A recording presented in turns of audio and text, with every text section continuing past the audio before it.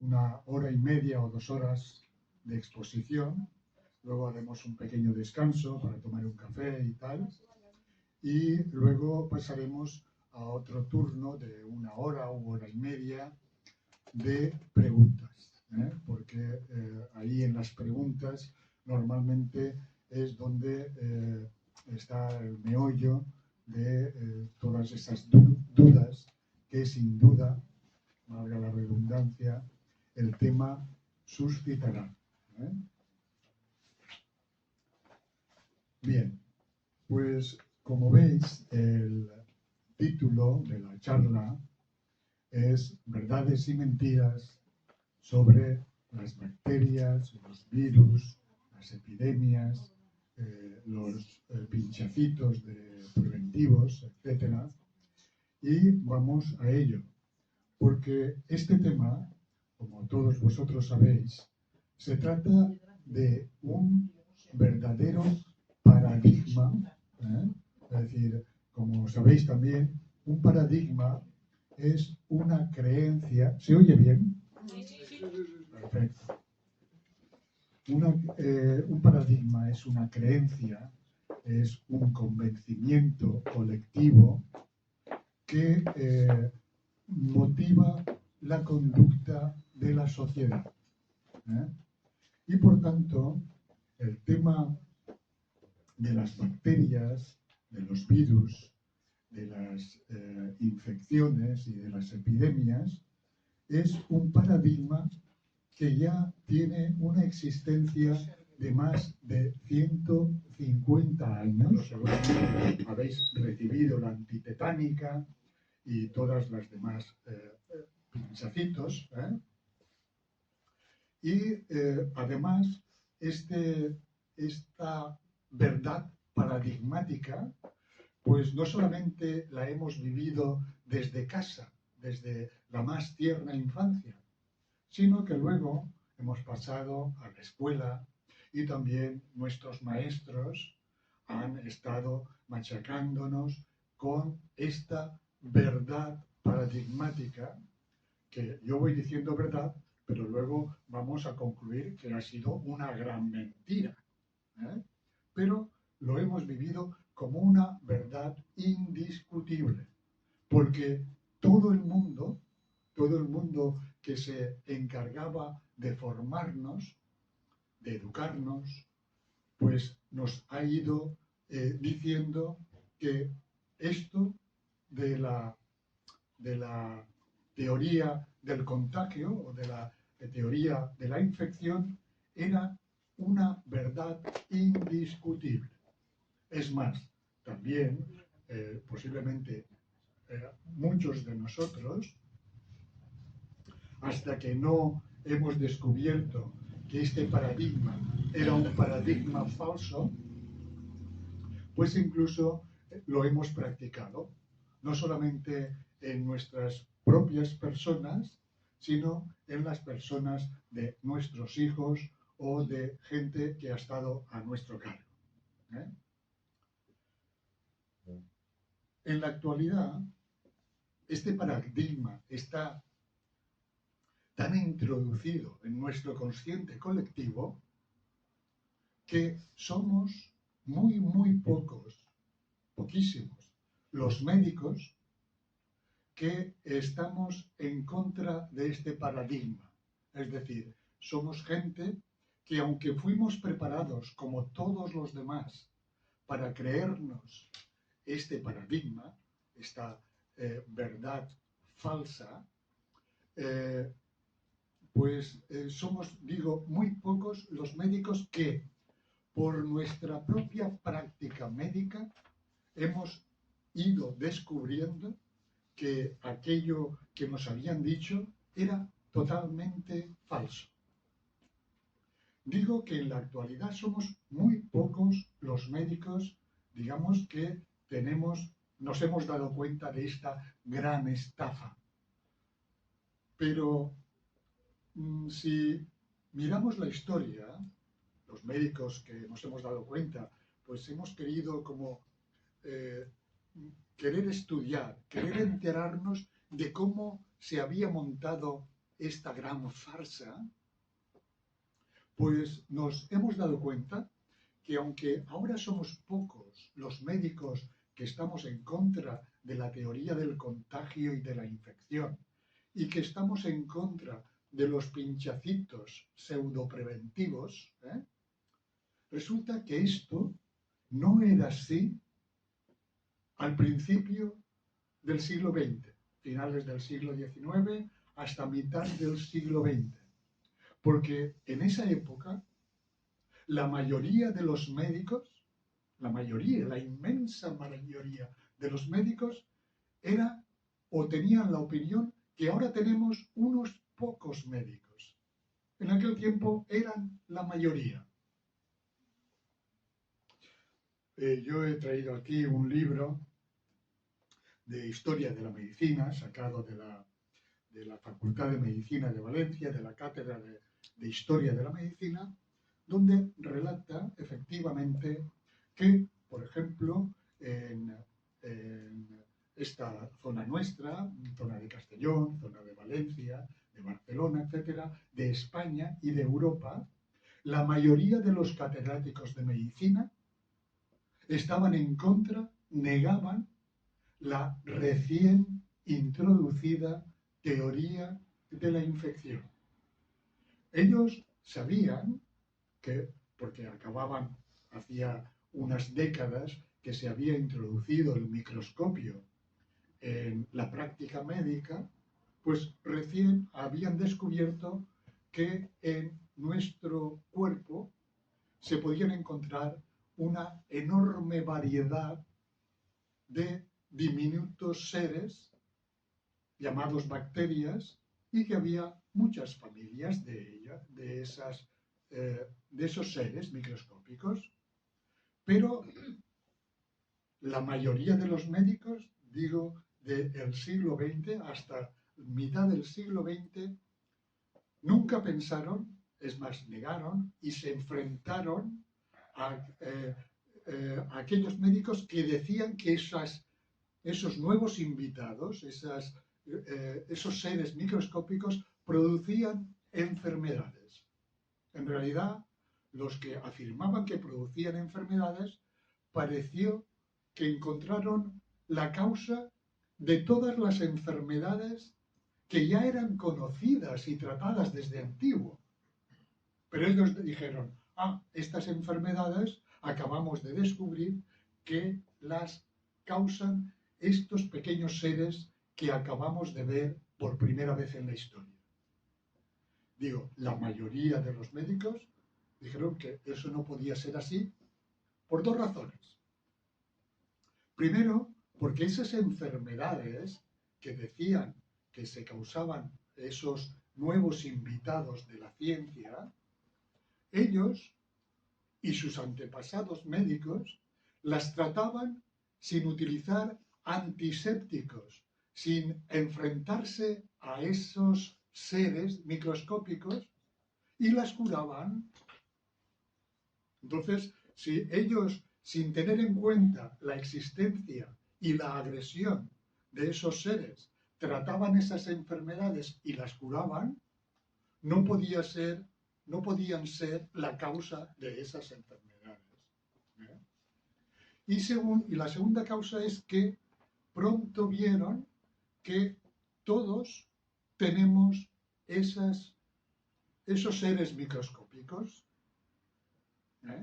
De hecho, aunque luego lo veremos con más detalle, en la década de los 50, finales de los 40, principios de los 50, hubo un médico al que seguramente ustedes no conocen, porque, eso sí, todos conocen a Louis Pasteur, ¿verdad? Todos. Es posible incluso que en este precioso pueblo haya una calle dedicada a Louis Pasteur, porque todo el mundo conoce a Louis Pasteur. Pero si yo preguntara, ¿conocen ustedes al doctor Joshua Ledenberg? Ni idea. Vamos, ni siquiera yo lo conocía siendo médico. Sin embargo, eso es debido como vamos a ver, a que Louis Pasteur fue el que inventó la teoría de la infección y el que introdujo por primera vez los pinchacitos conocidos por todos. ¿Eh? Y Joshua Ledenberg, el doctor Ledenberg, es un médico que en la década de los 50, 40, 50, finales de los 40, descubrió lo que ahora se llama la microbiota o microbioma. Y es que todos nosotros, tenemos a todos los microbios que han sido acusados y siguen siendo acusados de producir enfermedades, los tenemos todos ahora mismo, aquí, con la cara de salud que todos tenemos, pues los tenemos todos. Y cuando digo todos, no solamente digo las bacterias coleriformes, sino que todos nosotros tenemos en nuestro cuerpo las bacterias que teóricamente, o mejor, falsamente han sido acusadas de producir la meningitis, nada menos.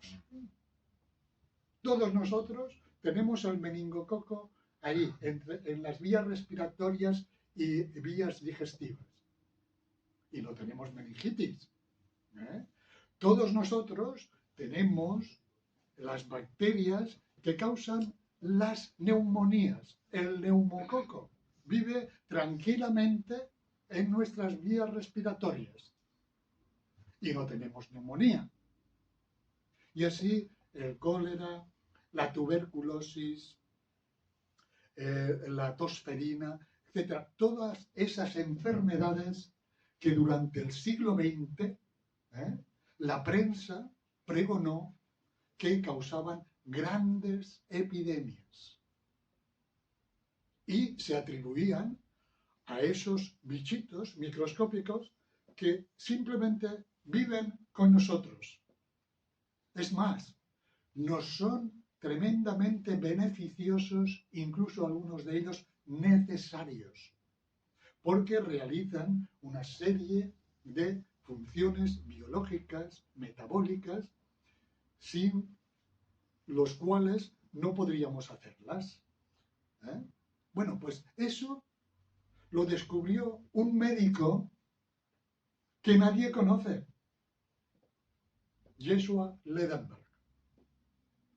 Pero todo el mundo, hasta los niños de párvulos, conocen a el doctor Louis Pasteur, que fue el que introdujo, el que inventó esta farsa, y la introdujo en nuestras vidas.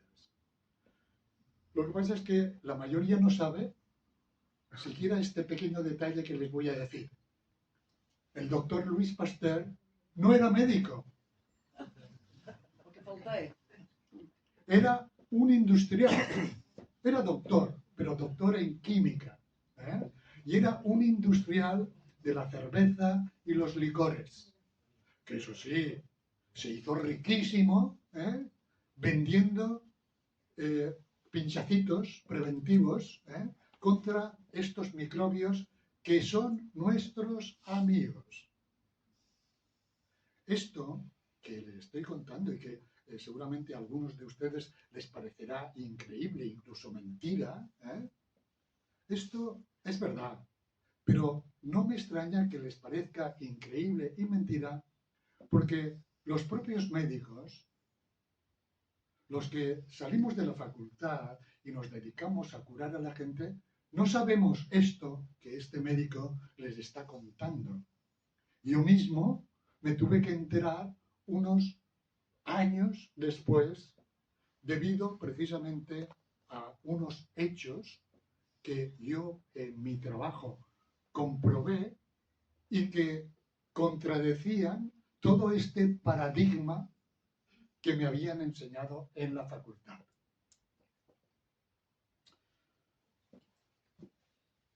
Dicho esto, quizá como digamos, como reflexión, pues, digamos, sobre la naturaleza del género humano, tendríamos que preguntarnos si, como acabo de decir, la mayoría de los médicos de principios del siglo XX sabían y pensaban lo que yo les estoy transmitiendo, ¿cómo ha sido posible que a principios del siglo XXI la mayoría de los médicos se crean este paradigma falso? Si esto ha cambiado totalmente. Bueno, la respuesta se podría decir a dos niveles. Un nivel más genérico, más general, diríamos que la causa de esta inversión de la opinión de la mayoría de los médicos se debe a los intereses económico-industriales. Esta sería, digamos, la causa genérica. Es decir, el dinero y el poder de la industria ha hecho posible esta inversión de opiniones dentro de los profesionales de la medicina. Y en concreto, como causa concreta dentro de esta causa general, lo que ha motivado ese cambio de opinión ha sido la prensa que está al servicio.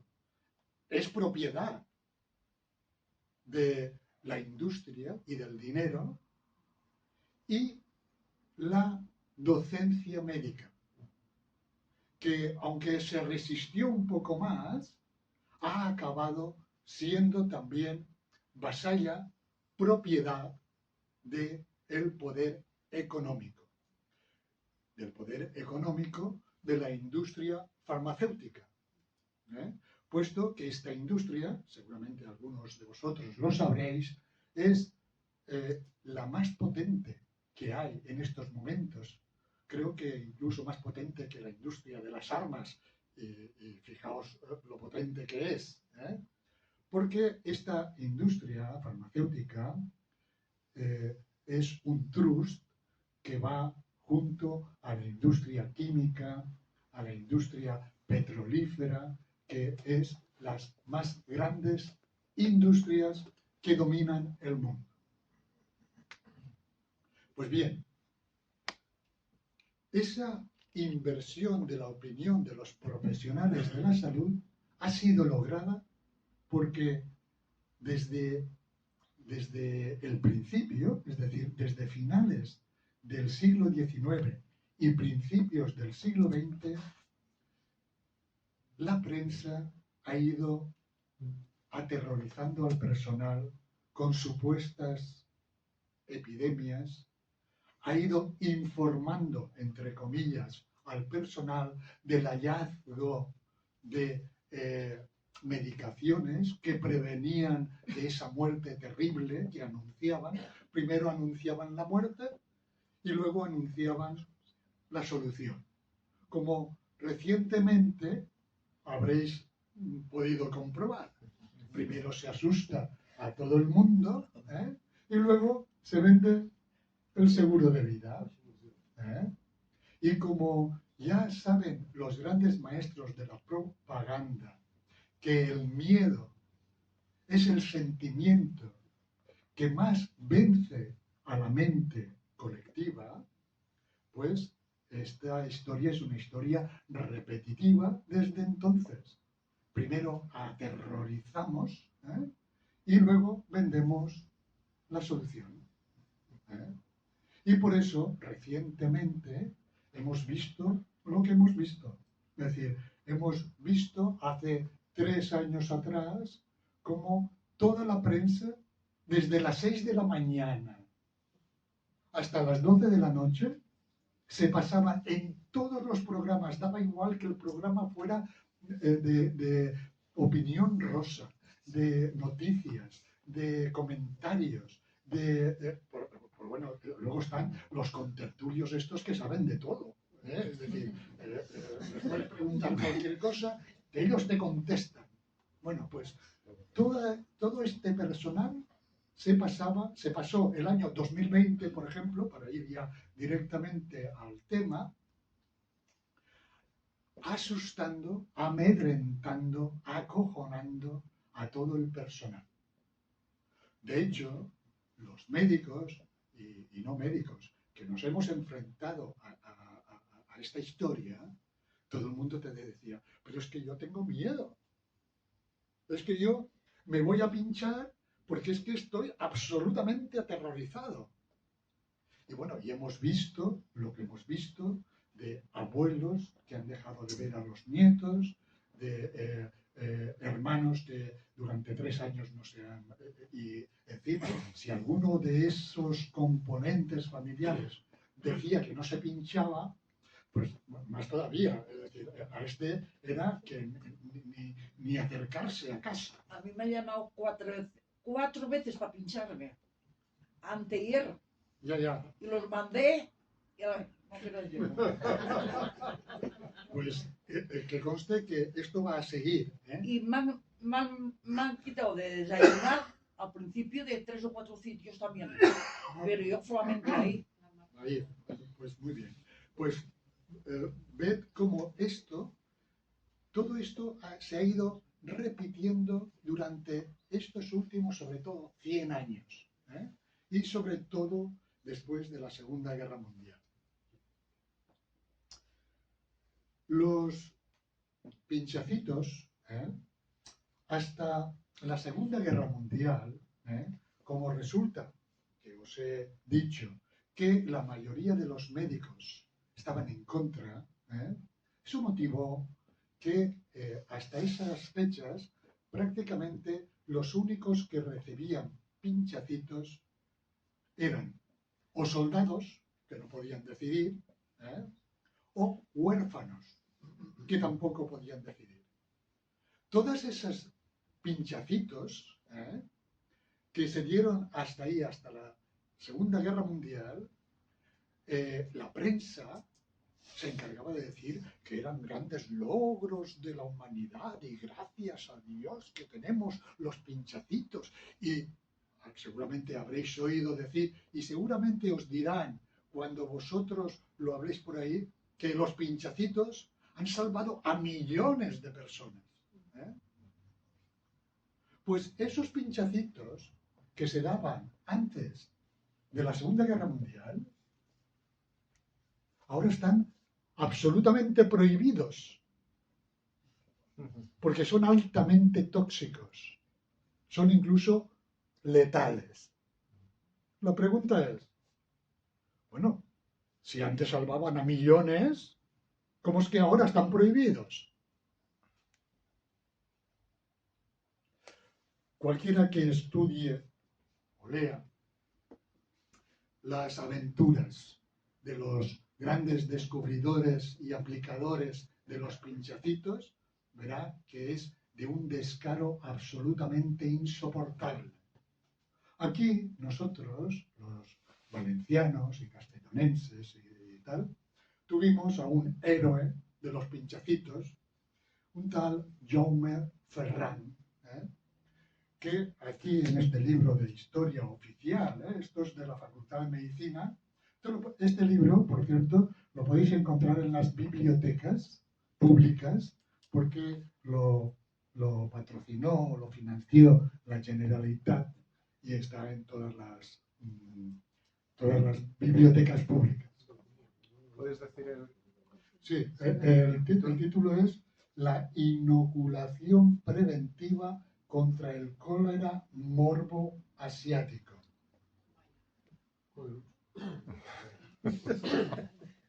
Bueno, pues aquí nos relata, como os digo, las peripecias, porque no se pueden llamar de otra manera, las peripecias de un célebre doctor valenciano, que por cierto, su busto está en la Facultad de Medicina de Valencia, como un héroe. Y aquí, si lo veis y lo leéis, veréis que la propia historiadora de la medicina que escribe relata que este hombre es el que introdujo los pinchacitos contra el cólera morbo, ¿eh? En 1888 en Valencia. Y, como os acabo de decir, como la mayoría de los médicos estaban en contra, pues este se las apañó para que unas monjitas de un orfanato le permitieran inocular ese pinchacito a los huérfanos. Y para más INRI, hasta las monjas, para dar ejemplo, pues se dejaron inocular. Aquí veréis que relata que murieron todos, hasta las monjas.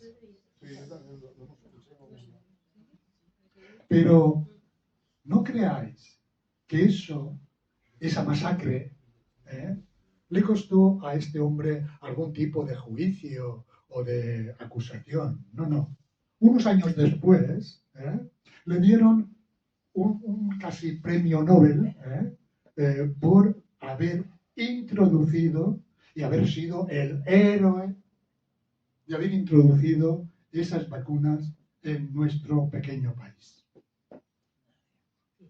Es decir, que como está pasando ahora, porque esto a lo mejor uno puede pensar, bueno, eso pasaba a finales del siglo XIX, pero ahora tenemos más conocimiento, tenemos más honradez, etc. No, no. Es decir, ahora sabéis, y si no os lo cuento yo, que hay una especie de epidemia de repentinitis. Es decir, hay mucha gente que a consecuencia de los últimos pinchacitos está muriendo, gente joven, gente deportistas jóvenes, etc., gente de todas las edades. Por ejemplo, seguramente, a lo mejor conocéis alguno, yo conozco varios, como médico, claro, pero incluso hay famosos. Sabéis que la cantante Ainhoa Arteta, cantante de ópera, famosa, famosilla, pues unas semanas después de el pinchacito o de los pinchacitos, le tuvieron que cortar 2 dedos por una trombosis múltiple en las manos. Aunque ella comentó que prefería perder 2 dedos a perder la vida. Porque claro, estábamos en plena paranoia de que el bichito en cuestión estaba matando a la gente. Entonces ella comentó todavía, resignada, que prefería perder 2 dedos. Otro personaje famoso, reciente, de la repentinitis, es nuestro querido Rafa Nadal, campeonísimo de tenis, etcétera, que además criticó al Djokovic, porque el Rafa Nadal se pinchó varias veces, con mucho gusto, y como dando tal, y Djokovic no. Bueno, Rafa Nadal creo que ganó un Open o algo así hace un año o año y medio, y ha desaparecido del mapa.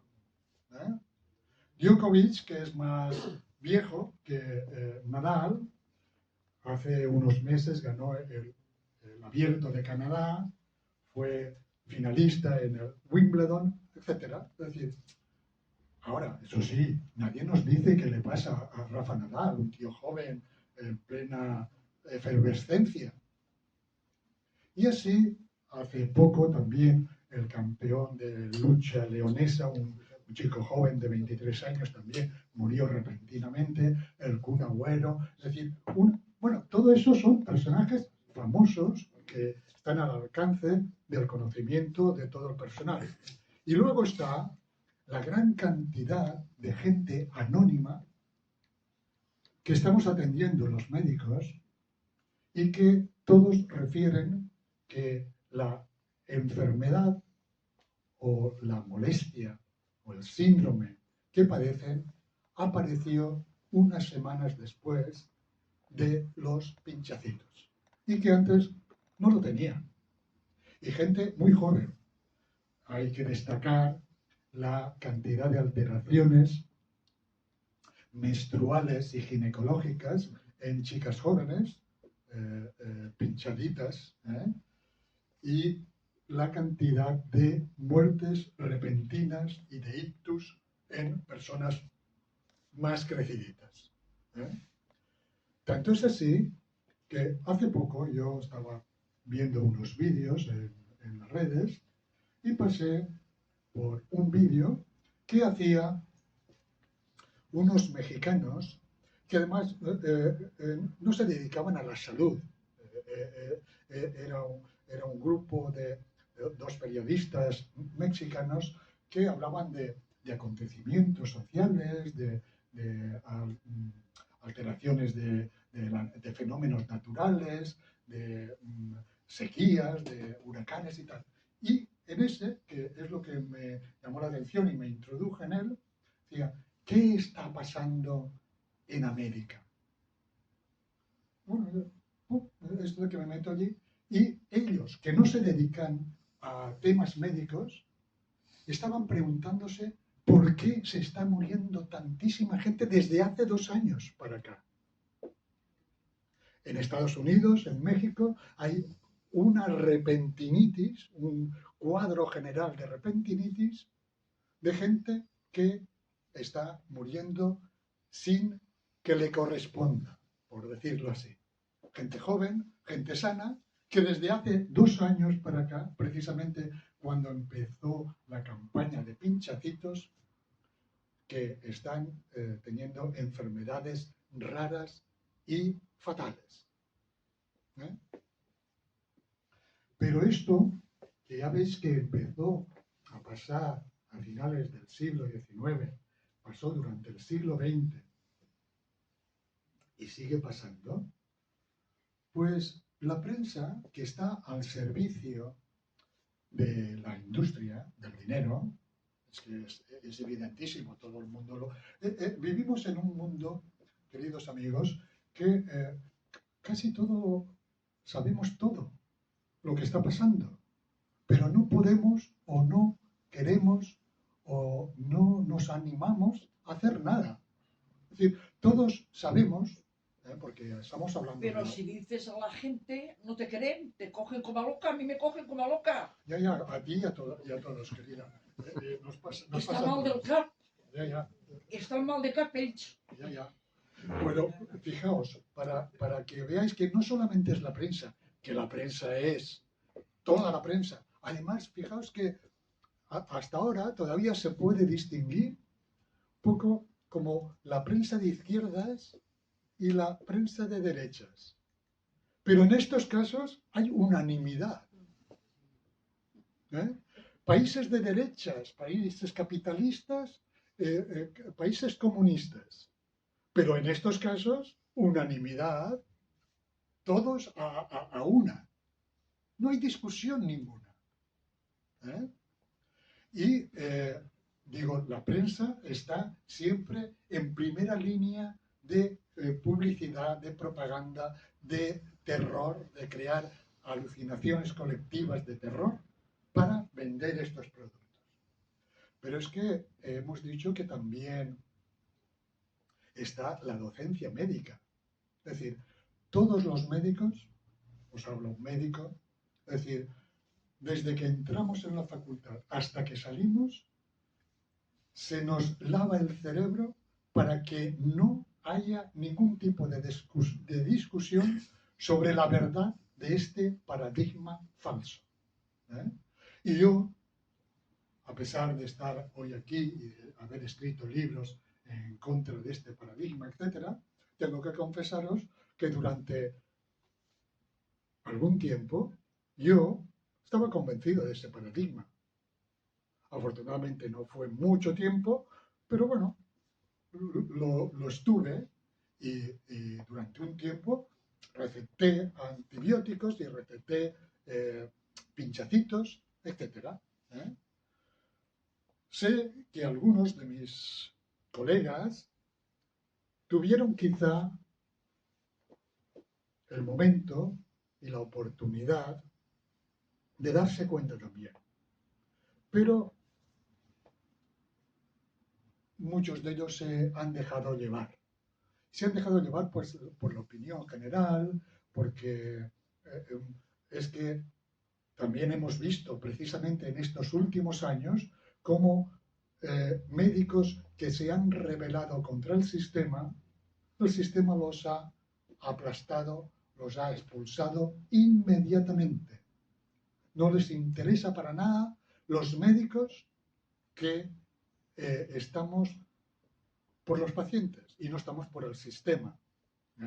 Esa es otra razón por la que debieran escucharnos los que nos oyen. Es decir, el hecho de que los médicos que nos estamos enfrentando al paradigma y al sistema, en realidad no ganamos nada, digamos, a nivel material, a nivel social, todo lo contrario, lo perdemos casi todo.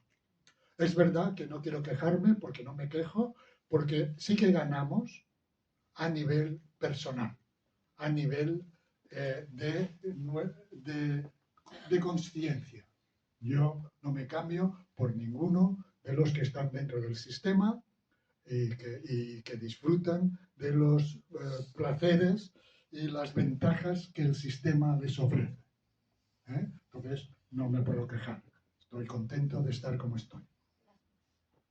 Pero, efectivamente, ese sistema domina la prensa, domina la docencia y domina algo en lo que la gente también cree, que es, domina las organizaciones nacionales y supranacionales que se encargan de la salud.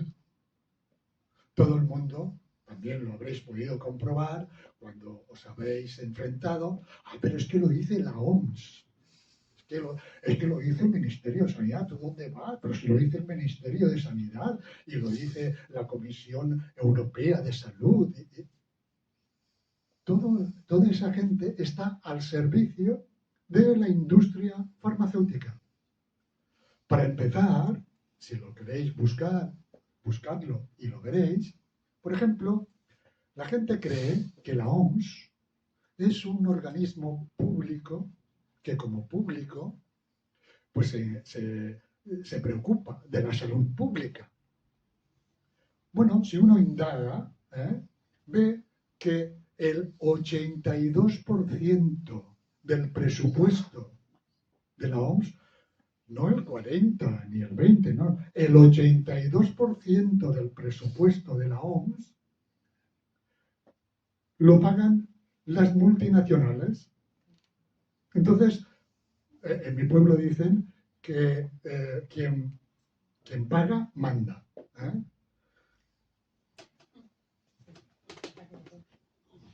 Entonces, ¿a quién obedece la OMS? ¿Cuáles son los intereses de la OMS? ¿Los ciudadanos o quién le paga? Está claro. Pues así a todos los niveles. Hace poco salió la representante de la Pfizer, pero es que ni así, es decir, daos cuenta que esta alucinación es tan grande, está tan metida en nuestra médula, que ni siquiera cuando los propios culpables confiesan, se les cree. Hace poco salió la representante de la Pfizer diciendo que sus vacunas eran una chapuza, que no habían tenido tiempo ni de experimentarlas, no podía afirmar cuáles eran sus efectos secundarios y no sabía nada de nada y además no se responsabilizaba de nada porque nuestros políticos europeos le habían firmado una cláusula eximiéndoles de todo tipo de responsabilidad. Bueno, es ya como Pedro por su casa, pero absolutamente total. Bueno, y eso es lo que hace que estemos como estemos. Pero fijaos, todo este tema, toda esta farsa, toda esta estafa, no sería demasiado importante si esto se tratara de una opinión, así de que yo creo en que hay bichos por ahí y tal, y yo no creo, o creo que son agresivos y yo creo que no. Es decir, si esto fuera una cuestión de opinión, no pasaría casi nada. Pero lo que pasa es que esa opinión repercute sobre todos nosotros. Porque el que creas o no va a ser factor determinante para que consumas antibióticos, consumas pinchacitos, utilices productos industriales para la casa, para desinfectar, etc. Y eso, queridos amigos, sí que repercute directamente sobre nosotros. Y bueno, como ha pasado tanto tiempo, podemos ya ver cuáles han sido las repercusiones objetivas, comprobables, de habernos creído esa historia y de haber actuado en consecuencia. Porque, fijaos, esto de alguna forma también, ¿cómo son las cosas? Eso, el juego que ahora podríamos llamar el juego del karma, ¿no? Del karma colectivo, ¿no? Nosotros, los occidentales, los hijos de la civilización industrial, los habitantes del primer mundo, todo ese tipo de nombres rimbombantes que nos hacen sentirnos orgullosos de vivir donde vivimos, en el primer mundo, el mundo del consumo, el mundo del dinero, el mundo de la salud colectiva, etcétera, etcétera, pues resulta que lo estamos pagando. Toda esa prepotencia y esa mentira está repercutiendo sobre nuestra sociedad. Por ejemplo, seguramente todos vosotros, todos, conocéis alguna pareja de menos de 40 años que quiere reproducirse de una forma natural, como hemos hecho siempre los hombres y las mujeres, y no puede. Estoy segurísimo que conocéis a familiares, amigos, etcétera, que están así. Y es que resulta que la administración continuada y masiva de antibióticos y pinchacitos, una de las repercusiones que ha tenido ha sido que ha castrado químicamente a la gente joven, a la gente que nació aquí en España a partir de los años 60 para acá, que es cuando se generalizaron los pinchacitos en toda la población y se daban en las escuelas y empezó a decirse que la cartilla de pinchacitos, etcétera, etcétera. Resulta que estos jóvenes, además, ocurre como una burla del destino. Son gente que también, a diferencia de las generaciones anteriores, suelen practicar el sexo desde bien jóvenes y se pasan en la juventud practicando el sexo con medidas anticonceptivas. Y luego, ya cuando han crecido, han hecho la carrera, etcétera, y deciden, vamos a tener hijos. No pueden. Y eso está afectando, si entráis en el Instituto Nacional de Estadística, veréis que esto está afectando a la mitad de la población joven actual. Y al decir joven, me refiero a gente de 45, 50 años para abajo,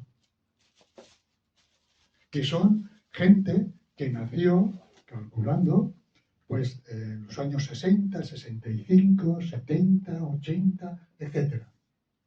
Es decir, toda esa gente está teniendo problemas de fertilidad. Claro, esto, queridos amigos, esto a lo que yo llamo la medicina de la bestia, es decir, a la medicina industrial, a la medicina moderna, le importa un pito. Es más, está contentísima la medicina de la bestia, porque ha encontrado otro gran negocio, que es el negocio de los institutos de infertilidad, que ya sabéis seguramente, los que tengáis experiencia personal o indirecta de este tipo de tratamientos, son tratamientos carísimos para poderse reproducir. Y, repito, la mitad de la población joven necesita de esta fecundación in vitro, de esta fecundación artificial e industrial para poderse reproducir. Tengo que deciros, aunque sea solo a nivel anecdótico, que yo, por la suerte de ser ya mayorcito, tengo que deciros que, por ejemplo, cuando yo me licencié en medicina, hace 40 años, estos institutos de infertilidad simplemente no existían.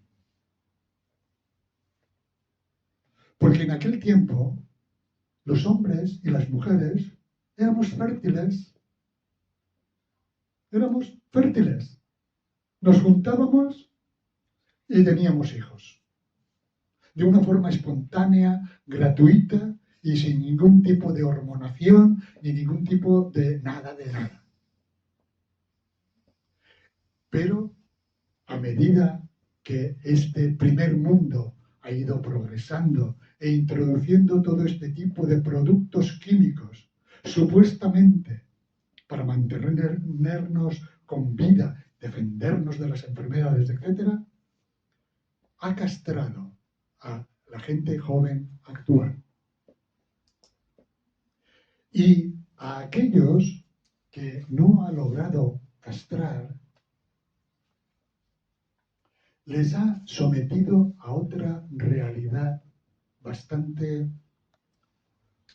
desagradable, bastante siniestra incluso. Porque además de la epidemia de infertilidad que se abate sobre las generaciones jóvenes, hay otra epidemia que naturalmente ni de la primera ni de esta segunda habla para nada la televisión, pero que está ahí, que existe. Es la epidemia de los niños con enfermedades raras. Fijaos que el nombre de enfermedades raras la ha dado la propia medicina. ¿Por qué? Porque son enfermedades que no se conocían, no se conocen en los anales de la medicina clásica, que están apareciendo nuevas y que todas denotan malformaciones congénitas de los niños.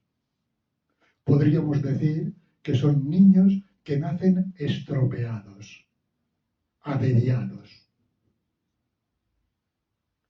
Y la causa de esas enfermedades raras, por cierto, en España, nuestro país, hay 3 millones, eso sí que es una epidemia, 3 millones de casos de enfermedades raras. También hijos de parejas jóvenes hipermedicados, y que son esas medicaciones las que han estropeado esas simientes de las que están naciendo estos niños estropeados. Pero, ya veis, quizá algunos de vosotros es la primera vez que oís que hay 3 millones de casos en España, de que son enfermedades raras, es decir, producidas dentro de la matriz de las mujeres jóvenes que se reproducen y que son causadas, mejor dicho, no solamente por las medicaciones, sino por una enorme lista de productos industriales y tóxicos con los que estamos en contacto, pero sobre todo con las medicaciones. ¿Por qué? Porque las medicaciones han sido introducidas dentro de nuestros organismos. Y, por ejemplo, yo podría asegurar que todos nosotros, todos los que estamos aquí, hemos recibido por lo menos varias veces en la vida antibióticos. Y los antibióticos, está descrito en todos los libros de farmacología, pueden producir alteraciones genéticas.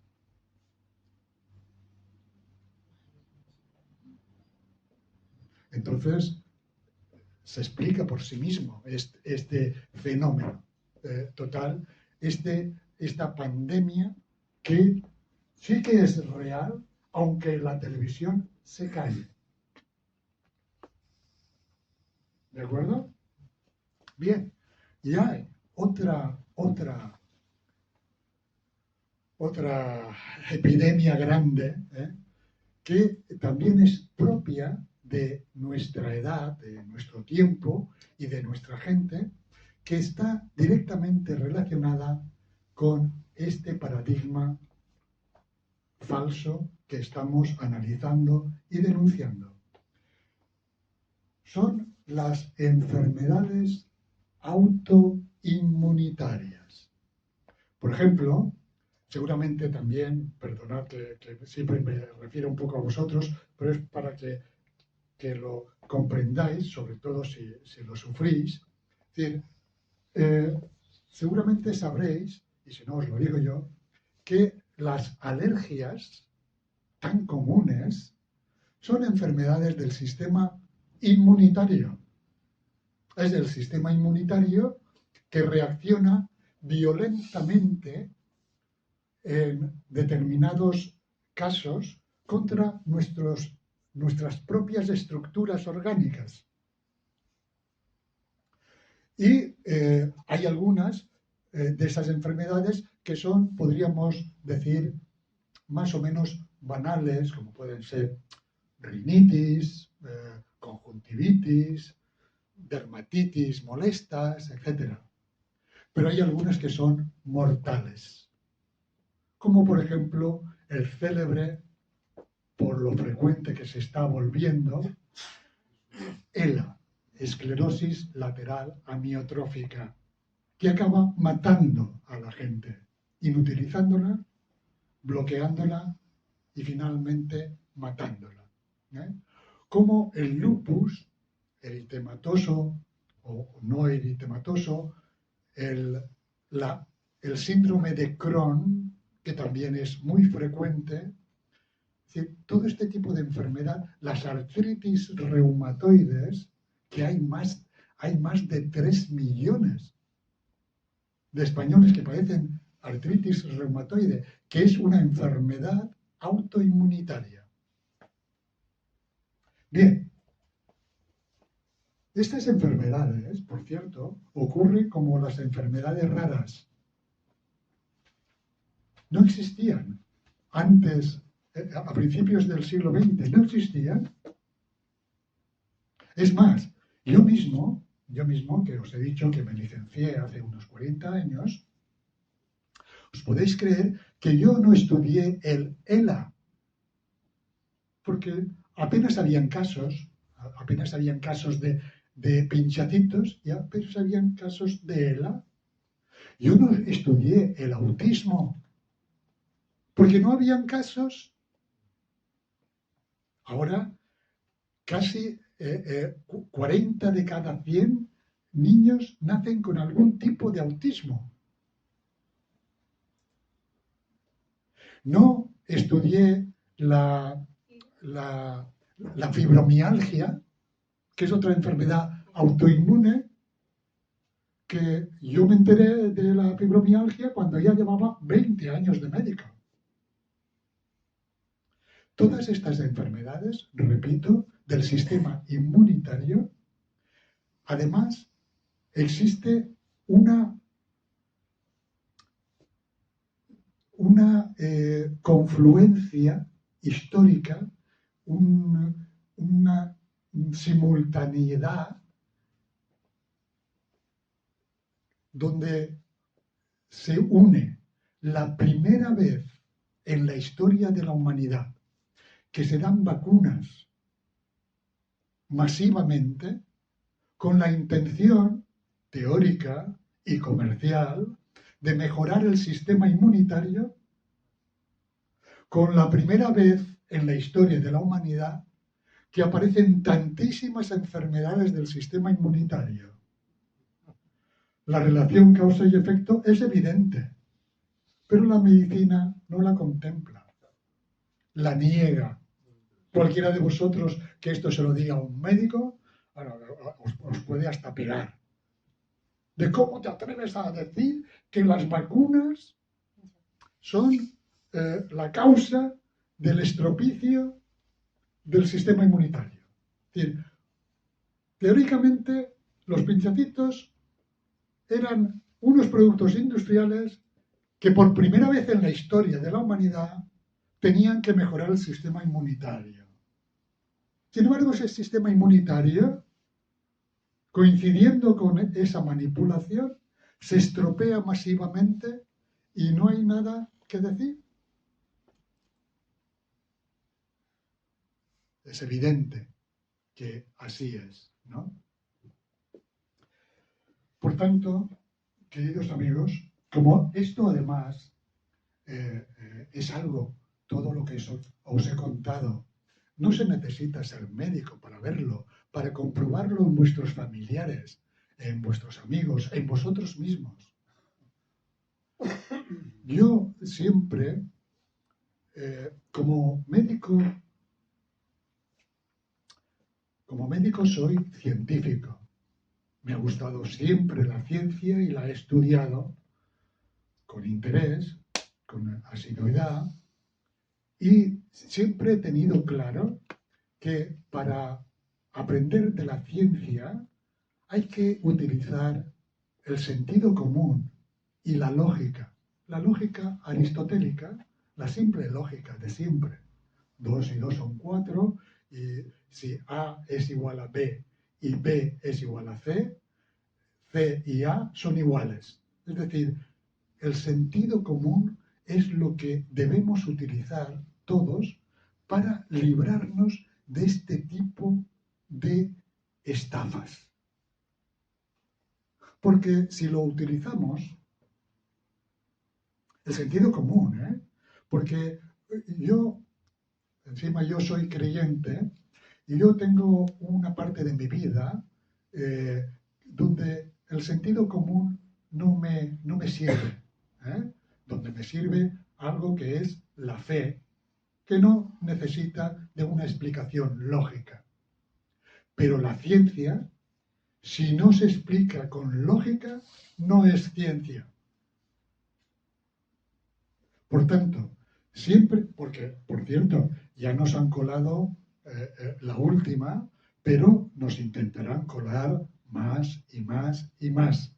De hecho, yo he traído aquí 2 libros. Uno es el de Iatrogenia, la medicina de la bestia, y el otro es un libro que escribí hace casi 30 años, cuando estaban fabricando, y lo lograron, otra alucinación colectiva muy suculenta, que era el SIDA. ¿Os acordáis del SIDA, no?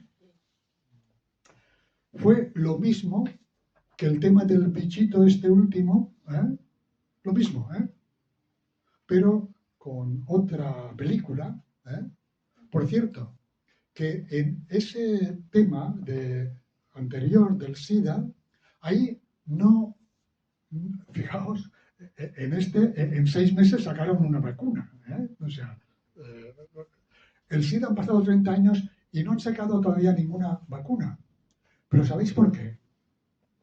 Porque las medicaciones que supuestamente mantienen vivos a los seropositivos, os lo cuento, son unos frascos que se consumen uno al mes que cuestan unos 900 euros. Eso para la industria que los vende y tal, es como tener, por ejemplo, aquí en España habrá más de 100.000 casos de seropositivos que consumen todos los meses 900 euros. Imaginaos una inmobiliaria que tuviera 100.000 pisos a 900 euros al mes. Y así multiplícalo por todo el mundo mundial. Por eso no sacan ninguna vacuna, ni les interesa. Tienen ahí y a este último, entre los PCR, fijaos la cantidad de miles de millones de PCRs que se hicieron. Cuando salieron valían 150 euros. Al final se estaban vendiendo por 50 euros. Calculad el beneficio gigantesco de eso. Luego, los miles de millones de vacunas. Es un negocio redondo, es un escándalo. Y todo eso por la cara, porque es mentira. Porque os he hablado del SIDA. Han pasado 30 años y nadie ha presentado cómo se debe presentar el virus del SIDA. Es decir, para los científicos que lo somos de verdad, el virus del SIDA no existe, ni ha existido nunca. Igual que el bichito este último, ni existe, ni ha existido nunca. Es una creación por ordenador. Como además ya lo dicen tranquilamente, y nadie dice nada. Nadie ha presentado todavía la estructura genética real del último bichito. Y 30 años después, todavía nadie ha presentado la estructura genética del anterior bichito. Tengo que deciros, porque hemos venido a hablar un poquito de bacterias, de virus, etc. Las bacterias fueron los grandes bandidos, entre comillas, de la primera mitad del siglo XX. Hasta que, apareció el doctor Joshua Ledenberg y por lo menos a los técnicos les dijo, mira, las tengo todas aquí, yo me las acabo de sacar de mi propio cuerpo, están todas ahí y yo no tengo ninguna enfermedad de las que me decíais. Y por eso, desde entonces, ya no hay, si os dais cuenta, ya no hay enfermedades producidas por bacterias. Porque es que cualquier estudiante de biología, si dijeran, tal bacteria produce tal enfermedad, podrían sacar y decir, pero si yo la tengo, cualquier estudiante de biología. Y ahora, afortunadamente, hay un grupo de biólogos, llamados Biólogos por la Verdad, que están dispuestos a hacer ese tipo de trabajo. Pero entonces, como las bacterias ya no servían para asustar al personal, aparecieron los virus. Que los virus son entidades que, por supuesto, no son infecciosas, pero ellos dicen que sí. Además, ya les pusieron el nombre de virus, que significa veneno, para acojonar al personal. O sea, aquí, esto que tenemos aquí son virus, ¿no? Y tal. Pero tengo que deciros que todas las enfermedades atribuidas a los virus, tanto la de las personas como la de los animales, se crearon, aparecieron para o para hacer negocio directamente, como esta última, o para camuflar intoxicaciones colectivas. Porque, por ejemplo, todos habéis oído hablar y os habéis aterrado ante la posibilidad de padecer polio. una epidemia de los años 50, que apareció precisamente en Occidente, y que dejó a mucha gente paralítica y tal, y todo el mundo decía, ay, si mi madre no me vacuna de polio, la que le montaría, unos cuantos, pues. Bueno, pues resulta que los trabajos que se han hecho, trabajos hechos por médicos disidentes, han visto claramente que hay una correlación directa entre la aparición en los años 50 y primeros 60 de casos de polio con la aplicación de un insecticida que se utilizaba entonces, que yo lo conocí en casa, que era el DDT. Las mujeres, nuestras madres, tenían en casa un aparato de Fleet de estos que ponía DDT y era para matar moscas y mosquitos, etc. Con la desinsectación por medio del DDT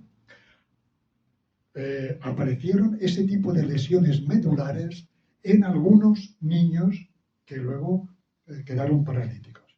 Pero prohibieron el DDT y desapareció la polio. Solo que prohibieron el DDT al mismo tiempo que introducían el pinchacito contra la polio. Y dijeron que era el pinchacito.